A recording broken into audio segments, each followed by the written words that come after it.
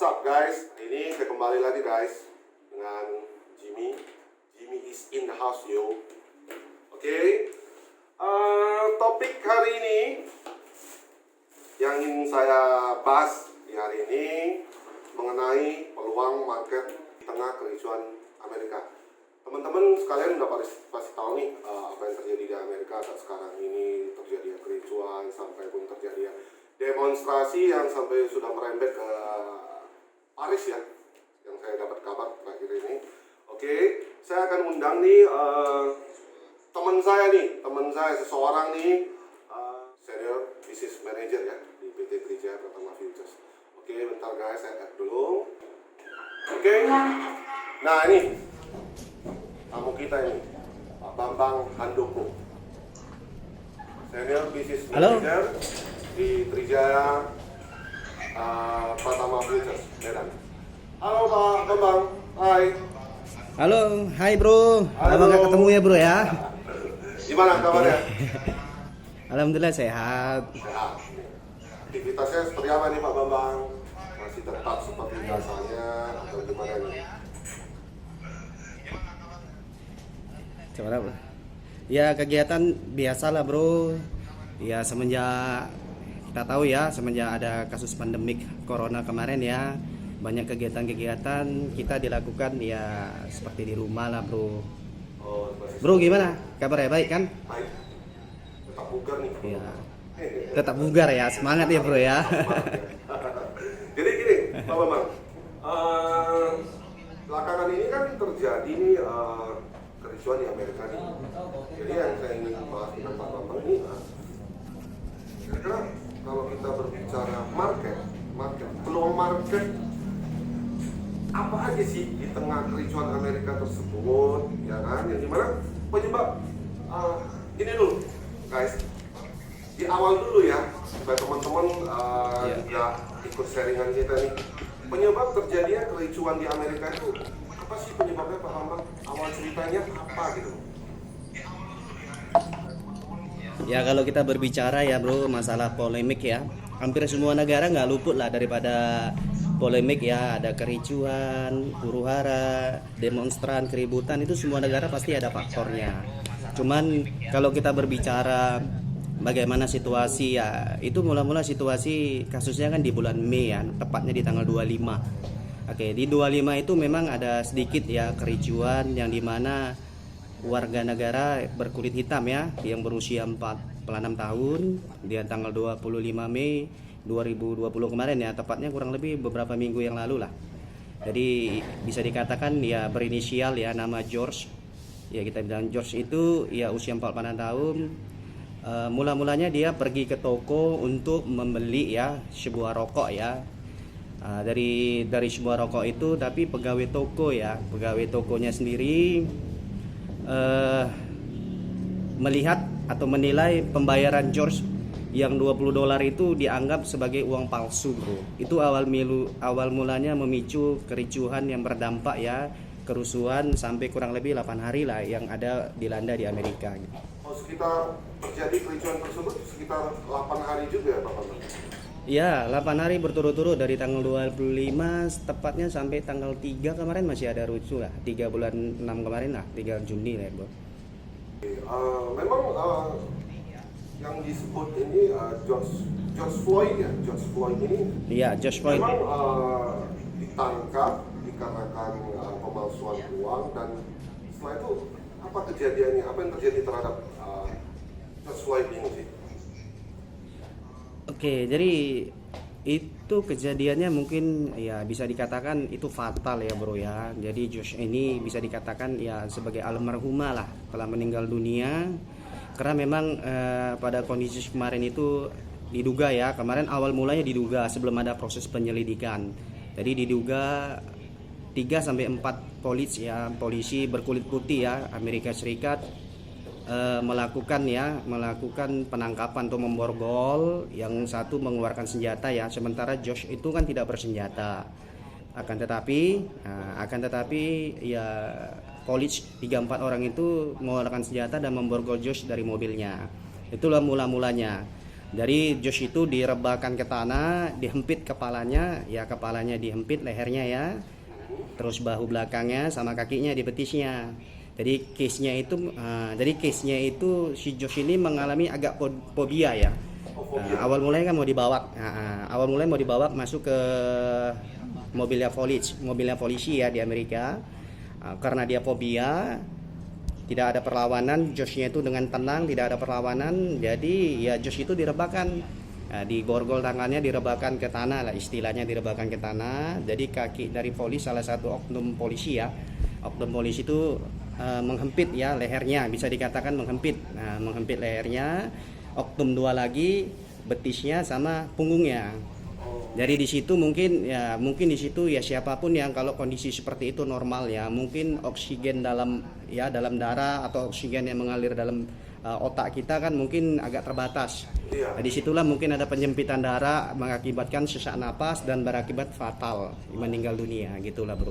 Oh itu ya, jadi George Floyd ini sudah Iya.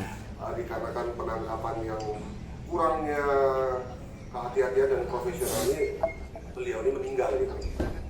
Oke. Iya betul, benar. Nah, setelah itu kan terjadi nih kericuan demonstrasi di mana-mana nih di sampai terjadi penjarahan, pengusahaan toko-toko di Amerika sendiri.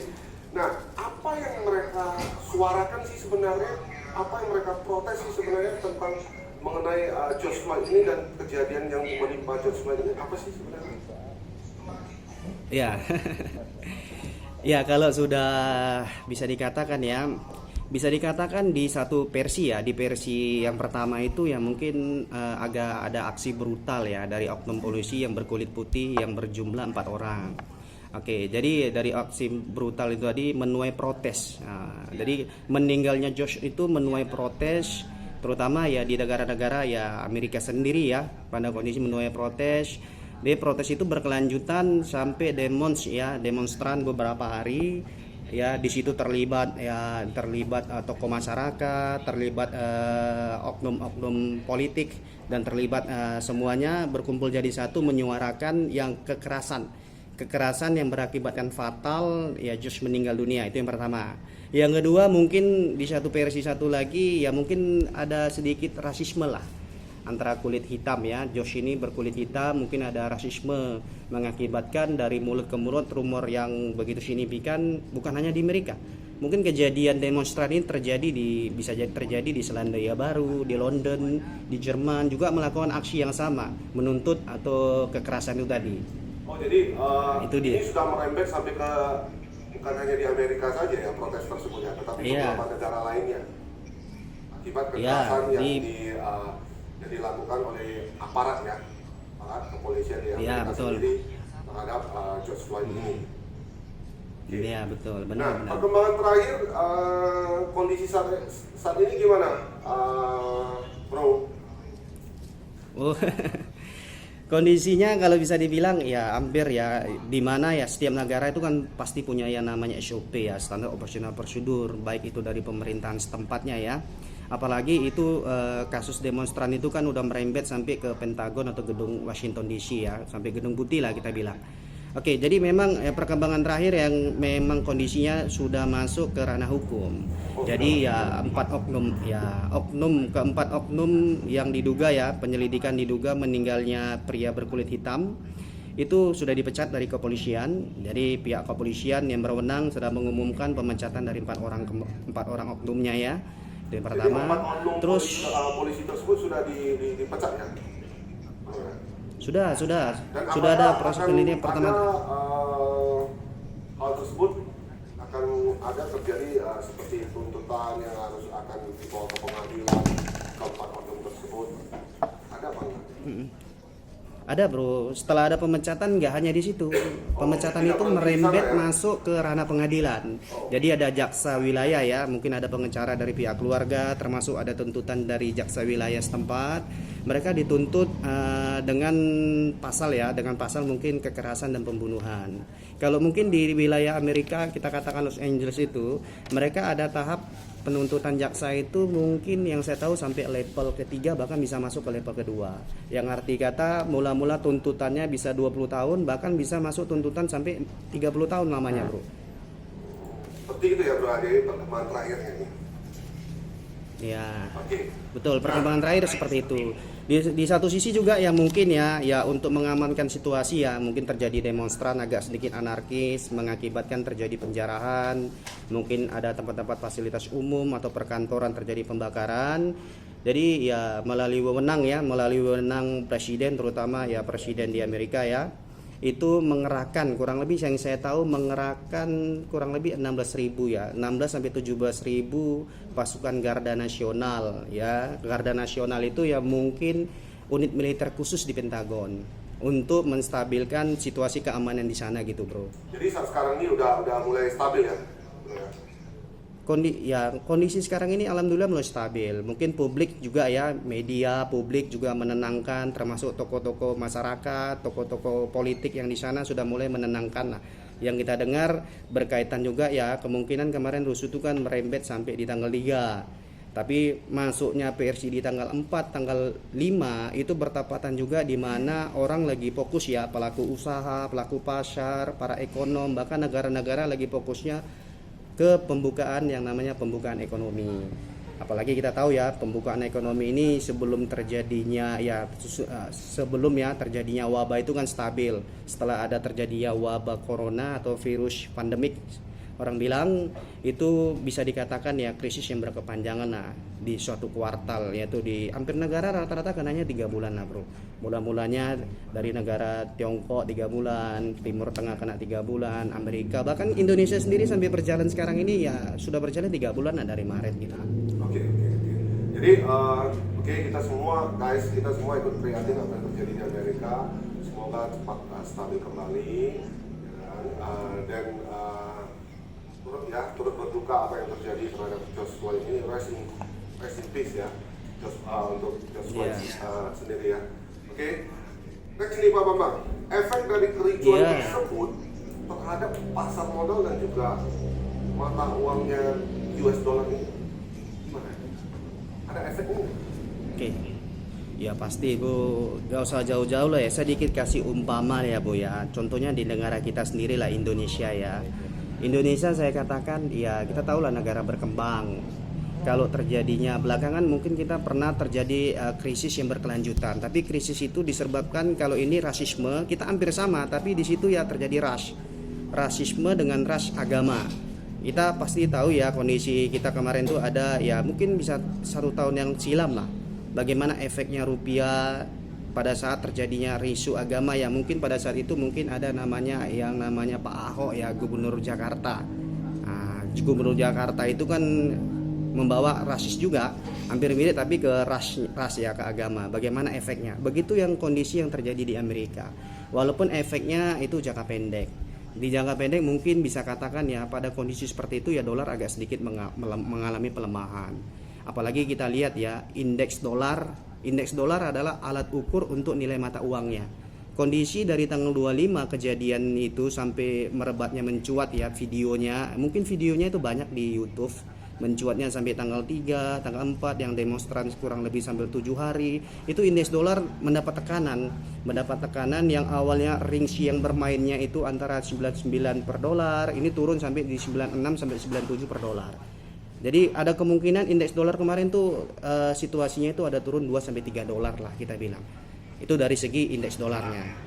Tapi karena bertepatan dari indeks dolar nilai mata uang yang alat ukur indeks dolar alat ukur untuk nilai mata uang dolar gitu bro. Tapi kalau kita lihat pasarnya, yang lainnya dari untuk pasar modalnya, kalau kita berbicara mana dengan ricuan tersebut efeknya terhadap saham itu gimana? Seperti apa indeks sahamnya gimana ini? Oke, jadi kalau kita lihat ya, mungkin kalau bisa saya jabarkan sedikit, situasi kemarin itu bertepatan juga pasar itu sedang mengamatin ya bagaimana pembukaan ekonomi ya. Ya dimana tepatnya di tanggal 4 ya, baik itu dalam negeri maupun di luar negeri ya. Akibat terjadinya lockdown atau kalau di Indonesia PSBB. Kalau di negara-negara luar tuh efek daripada lockdown. Mungkin bersamaan harapan investor itu bagaimana secara global itu efek bursa saham atau bursa di Amerika itu mengalami yang rebound. Oke, jadi sedikit saya katakan kenaikan itu tidak berimbas yang banyak untuk terutama di pasar modal ya. Justru pasar modal mengalami kenaikan ya. Kenapa mengalami kenaikan?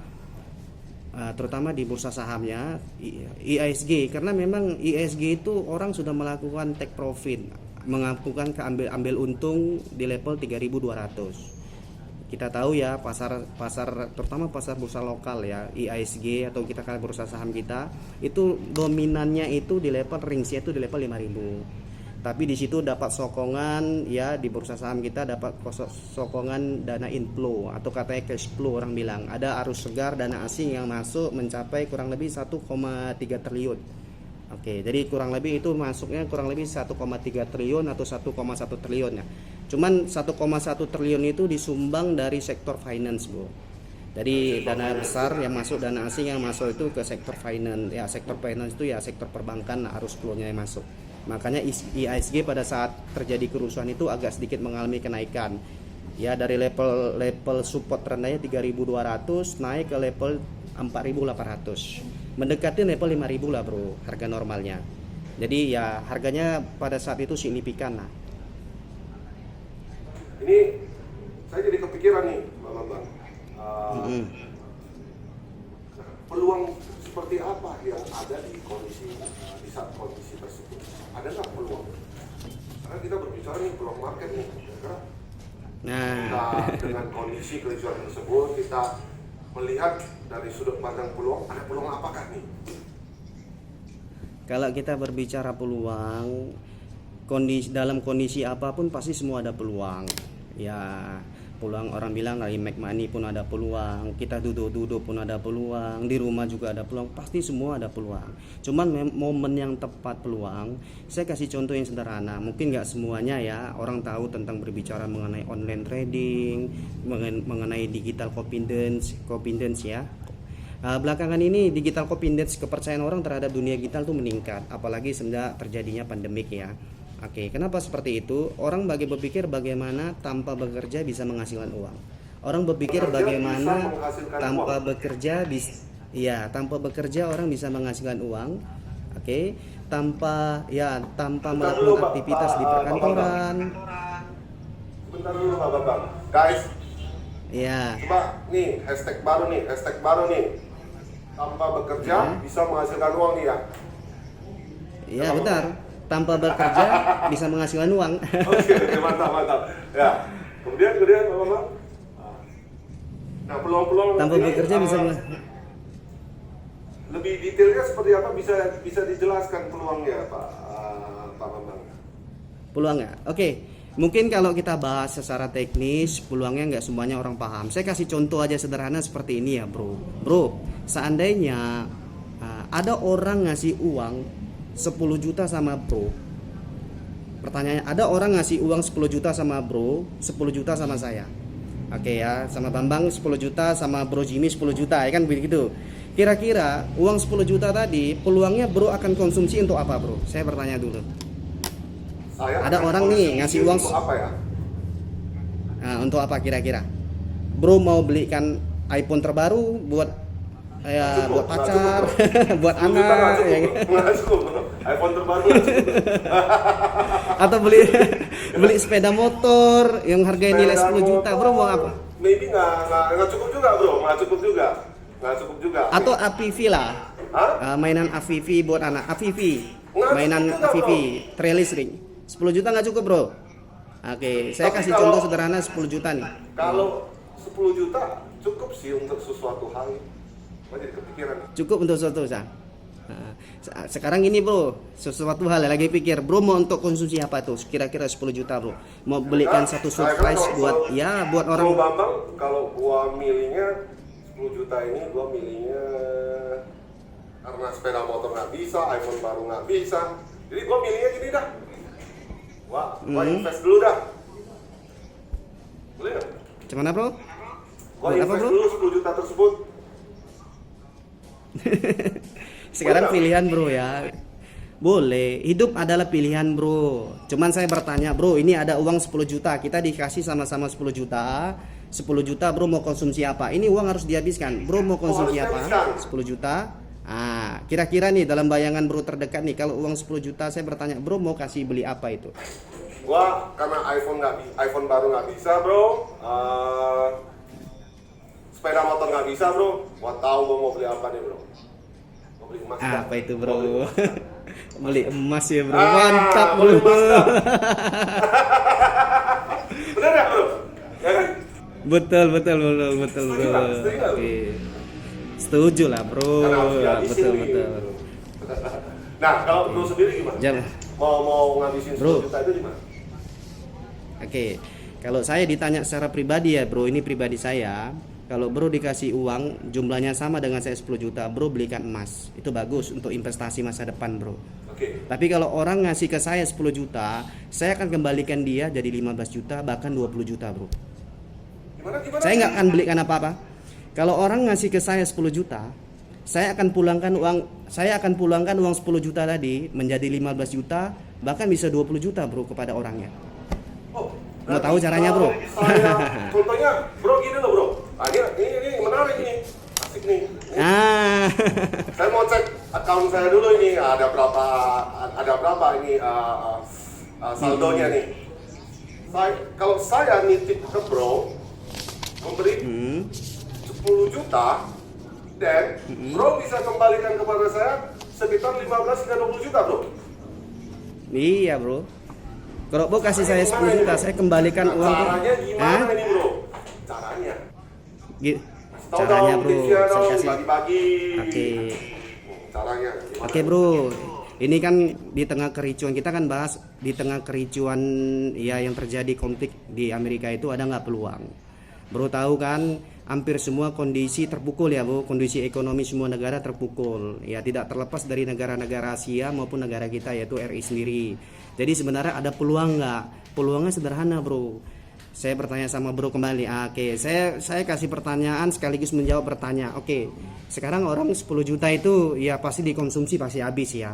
Satu lagi nih bro sebelum saya jawab. Oke, kalau disuruh memilih ya lebih berharga, bro pilih emas atau kayu? Emas atau? Bro pilih emas atau papan atau kayu lah. Kalau disuruh memilih, bro lebih pilih emas atau papan atau kayu? Ah, bro pasti pilihnya emas kan? Pilih Kalau emas dong bro. pilih apa? Iya, emas Pilih dong. emas bro ya. Iya.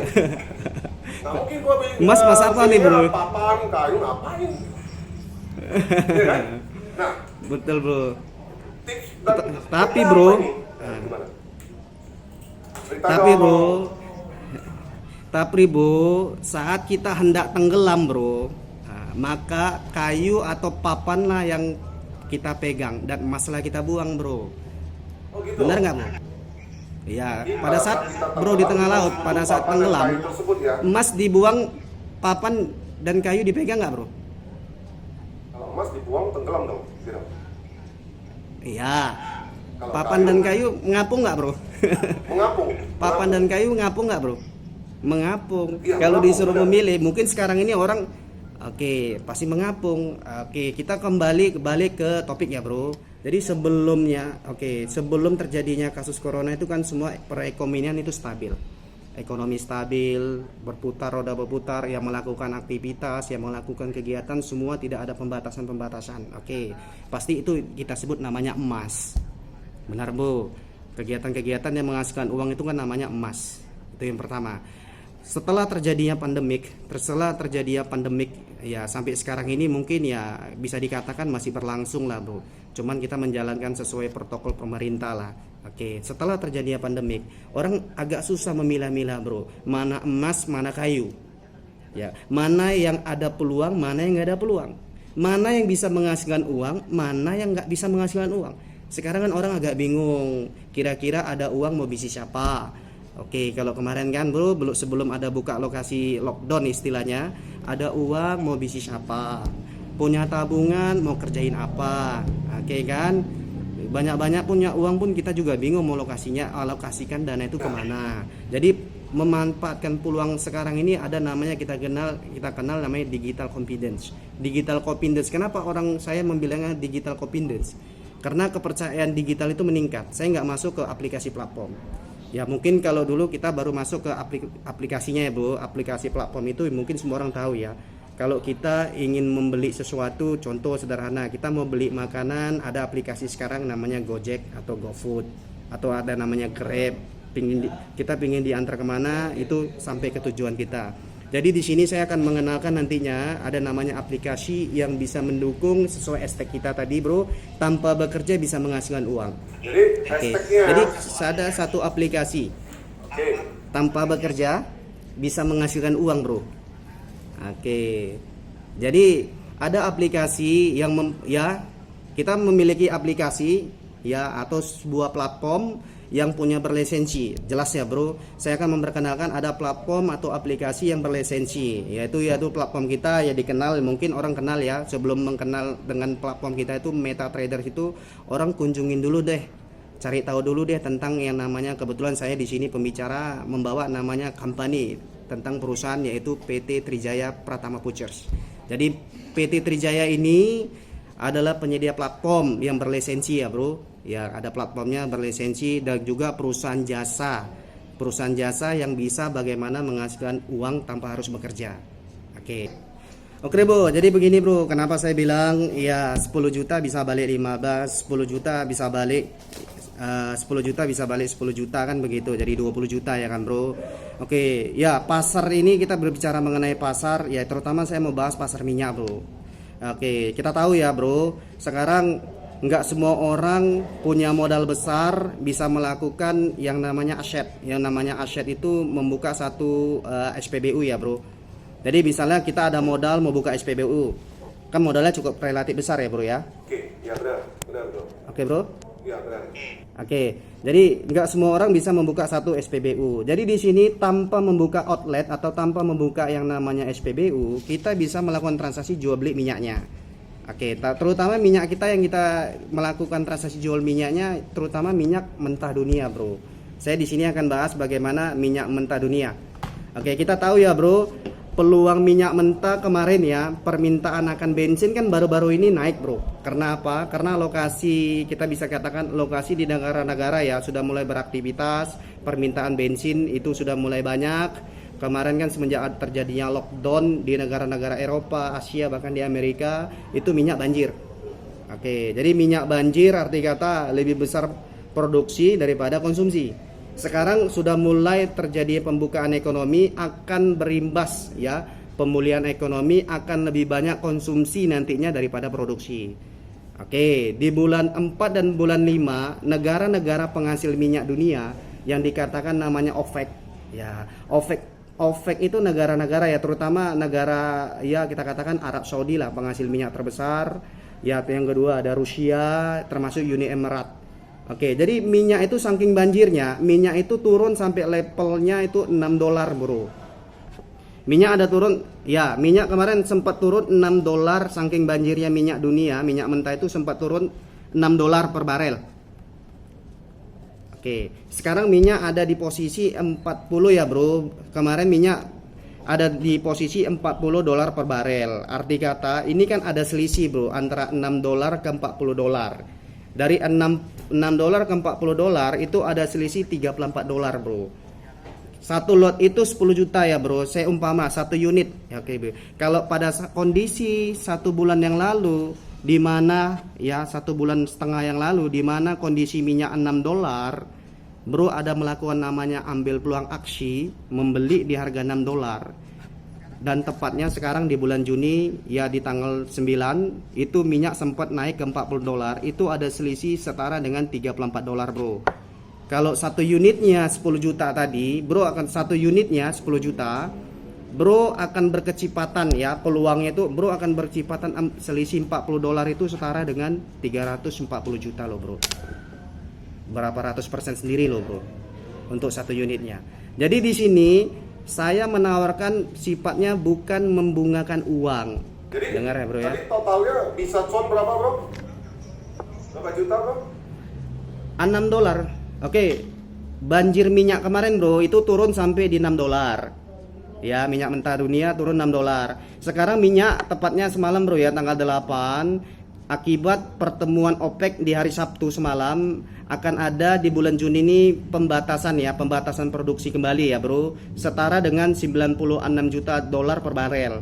Oke, jadi pembatasan itu direspon pasar akibat pemulihan ekonomi sudah mulai terjadi. Ada selisih antara 6 dolar sampai 40 dolar, itu kurang lebih 34 dolar bro. 34 dolar itu berapa duit kalau dirupiahkan bro? Oke. 1 dolar itu setara dengan 10 juta loh bro. Ya, 1 dolar per barel itu setara dengan 10 juta.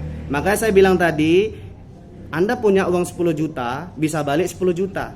Dari mana? So, dari peluang 1 dolarnya harga minyak naik bro. Kali lagi nih, banyak yang penasaran gak nih? Ini dananya aman enggak? Ya kan? Cara investasinya gimana? Ayo dong. Nah, jadi nggak? Ada yang komen nih, drop komen nih. Gue penasaran nih. Mau penasaran aja nih. Kita langsung aja bro. Langsung aja lebih tadi yang bro sampaikan itu sekitar kita berarti terjadi perselisihan harga oil up kembali itu selisih harganya berapa dolar bro? Ada selisih ya bro. Jadi tadi saya sudah coba sebelumnya saya coba katakan di sini saya menawarkan bukan untuk membungakan uang ya bro ya, satu hal. Tapi kita di sini saya tawarkan peluang pasar untuk mencari selisih daripada harga peluang bro. Makanya saya tawarkan harga peluang apa yang kondisi sekarang ini bisa terjadi bagus. Oke, kondisi sini saya akan tawarkan di minyak mentah dunia bro. Kita tahu ya, pada saat terjadinya kasus pandemik yang berkepanjangan kemarin itu minyak dunia kan kebanjiran ya bro ya, mengakibatkan ya tidak ada konsumsi yang begitu besar ya pemakaian untuk minyak, makanya minyak dunia itu turun sampai di level 6 dolar. Jadi tepatnya itu 1 bulan yang lalu bro, 1,5 bulan yang lalu 6 dolar. Sekarang ini minyak sudah berada tepatnya semalam tuh di resistan tertingginya di level 40. Berarti ada selisih kurang lebih 34 dolar lah bro. Oke, jadi selisih per 1 dolar itu adalah step by step per 1 dolar 10 juta bro. 1 dolar naik 10 juta, 1 dolar naik 10 juta, 1 dolar barel maksud saya bro ya. Dari harga 6 dolar jadi 6 dolar naik 7 dolar 10 juta, 7 dolar naik 8 dolar 10 juta, 8 dolar naik 9 dolar 10 juta. Bro bisa hitung, berarti dari 34 dolar per barel berarti ada kurang lebih 340 juta loh bro. Itulah peluang ya. 340 juta bro. Itu kalau situasi ya 340 juta itu peluang di minyak loh bro. Makanya yang kaya jadi kaya bro kalau orang yang bermain di sektor energi minyak bro. Makanya ya sektor energi minyak ini sangat disoroti ya di semua negara ya, terutama di Kementerian ya Energi ya, di Kementerian Energi BUMN itu sangat disorotin kali mengenai sektor energi ini bro. So udah saatnya buy oil sudah saatnya buying. Buy ya. Sudah saatnya kita buy. Akan di sekitar range 45 hingga 47 ya Pak Bambang ya. Standarnya kalau itu berjalan dengan baik seperti biasanya, kembali seperti biasanya.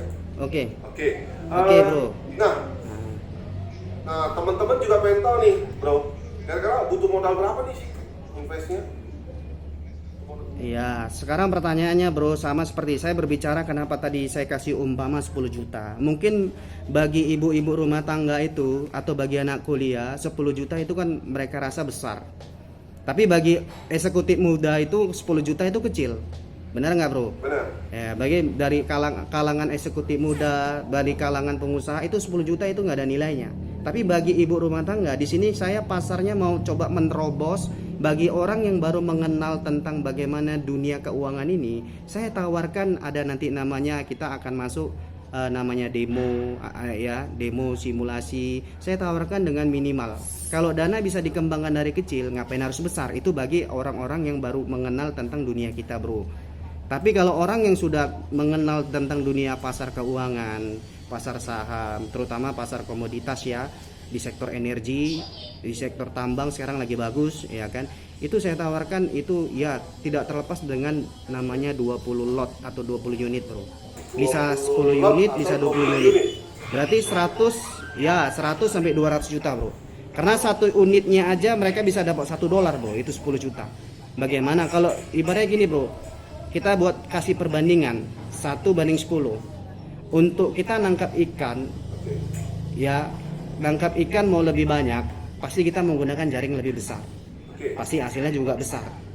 Tapi kalau kita menggunakan jaring kecil, hasilnya juga pasti relatif kecil. Biar sedikit lama-lama jadi bukit. Arti kata kita punya penghasilan passive income lah. Ibu-ibu sambil nonton TV, ibu-ibu sambil masak, bisa lihat handphone. Karena pekerjaan kita ini, Bu, bisa dibilang anti corona. Kenapa dibilang anti corona? Ya, kenapa seperti saya bilang bisnis yang saya tawarkan ini anti corona? Karena ibu-ibu hanya kerja dari rumah, bisa menggunakan aplikasi online, bisa memiliki passive income penghasilan tambahan tanpa harus ibu-ibu minta ke suaminya, tanpa anak-anak muda atau anak-anak sekolah, anak kuliah tanpa minta sama orang tuanya. Di sini bagi pemula ya seperti saya bilang, kalau yang modal 10 juta, bayangin bisa dapat 3 sampai 55 juta bisa dikembalikan. Bagaimana kalau yang modalnya relatif 100 sampai 200 juta ke atas? Selisih ada, peluang ada. Hai guys, jadi kesimpulan bersama dengan Pak Bambang sharing kita hari ini, peluang market di tengah kericuan Amerika, di mana adanya peluang ternyata di Brent crude oil, dan di mana range-nya seperti yang tadi dijelaskan oleh Pak Bambang. Investment you can choose untuk pemula, untuk mahasiswa, ataupun seperti yang kata Pak Bambang tadi, bisa 10 hingga 20 juta, tapi bisa juga 100 hingga 200 juta. Oke. Dan setiap investment yang bisa dihasilkan dari Brent crude oil ini sudah juga dijelasin. Saya kira cukup itu kesimpulannya guys. Jangan lupa bro, follow Facebook Trijaya Pratama Futures, dan juga jangan lupa kita punya YouTube channel nih, di subscribe nih, Trijaya Pratama Futures guys. Oke. So see you tomorrow. And bye guys.